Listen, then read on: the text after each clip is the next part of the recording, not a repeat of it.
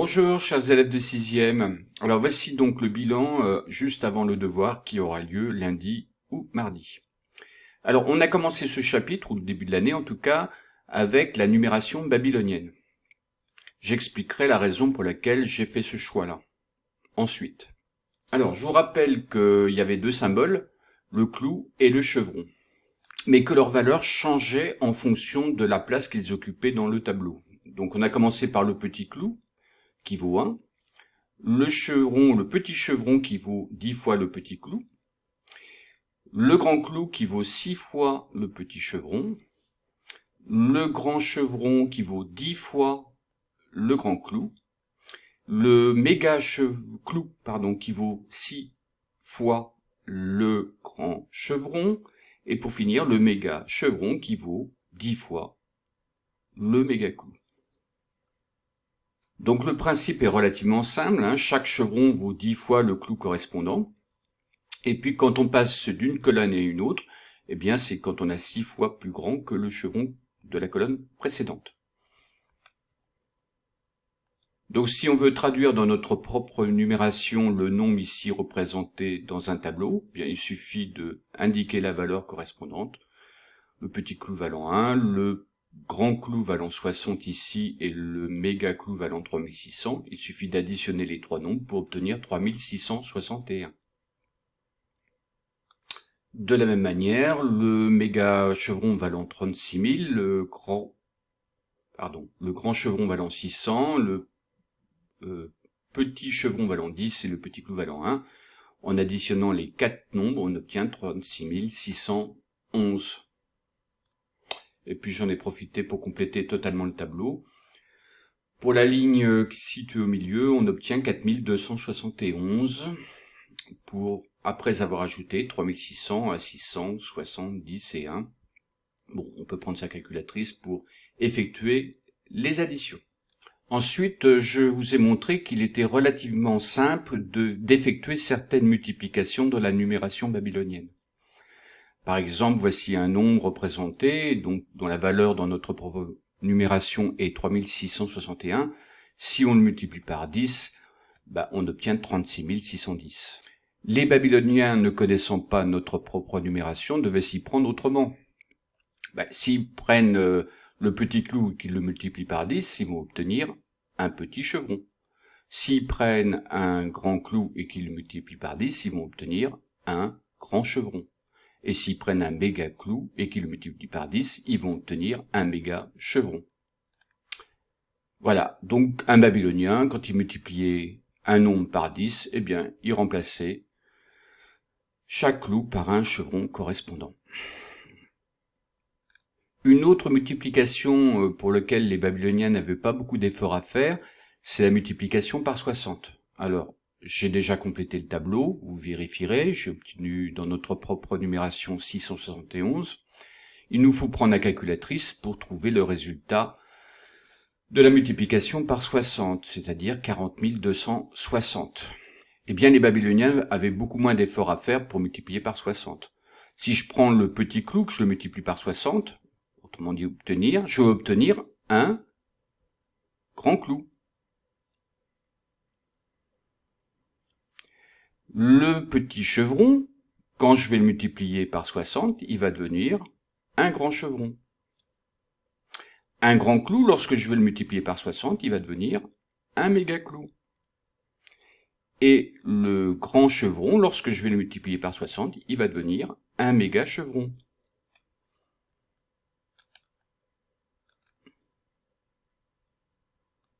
Alors on peut le contrôler, effectivement, le méga chevron vaut 36 000, le méga clou vaut 3600, le grand chevron vaut 600 et le grand clou vaut 60. Et quand on additionne ces quatre nombres-là, on obtient bien 40 260. Donc pour conclure, dans la numération babylonienne, il était relativement facile de multiplier par 10 et par 60. Bon, ce qui n'empêche que multiplier par 59, ça devait leur poser quelques problèmes. Alors, si j'ai fait avec vous la numération babylonienne, c'est pour voir les relations qu'il y avait avec notre propre numération, qui s'appelle la numération décimale.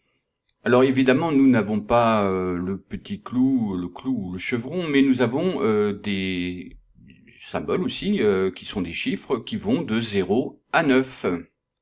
0, 1, 2, 3, 4, 5, 6, 7, 8 et 9.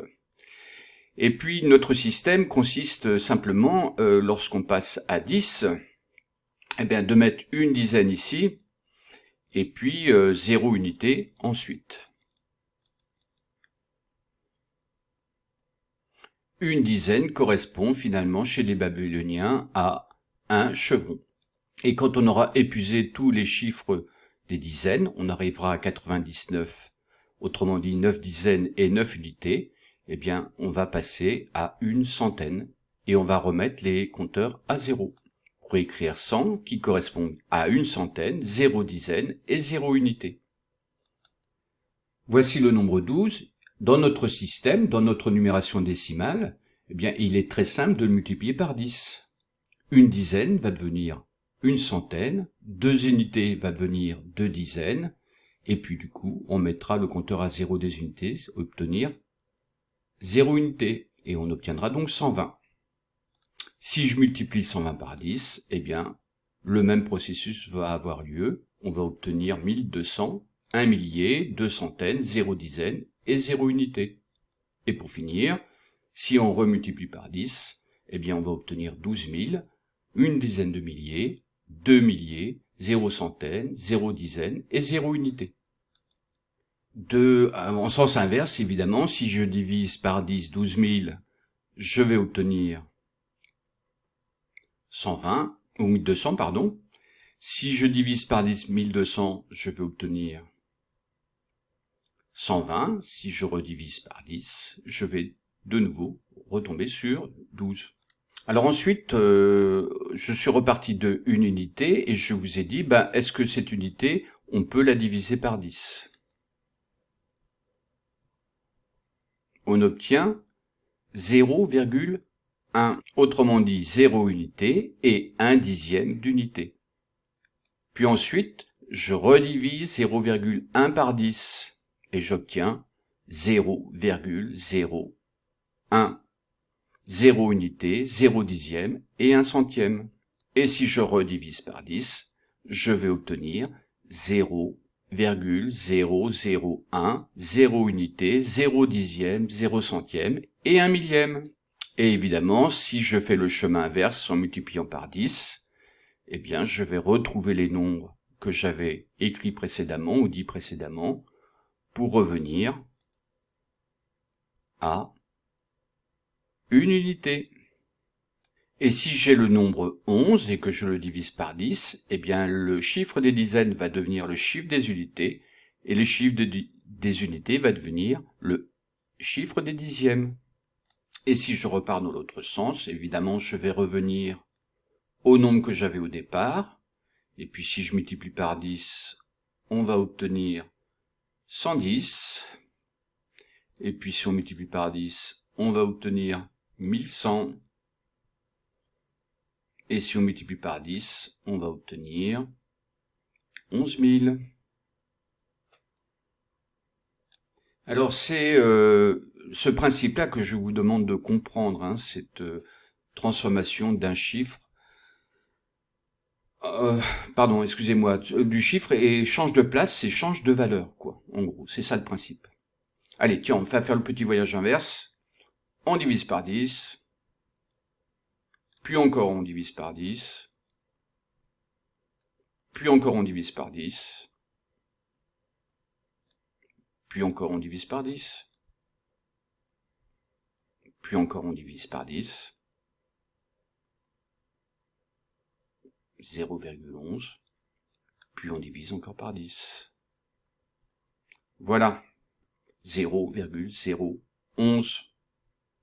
Alors, je vous ai déjà mis un lien de ce glisse-nombre, je vais vous en remettre un dans la vidéo YouTube, là, voilà, pour comprendre ce principe-là, vraiment, avant de poursuivre dans un chapitre suivant.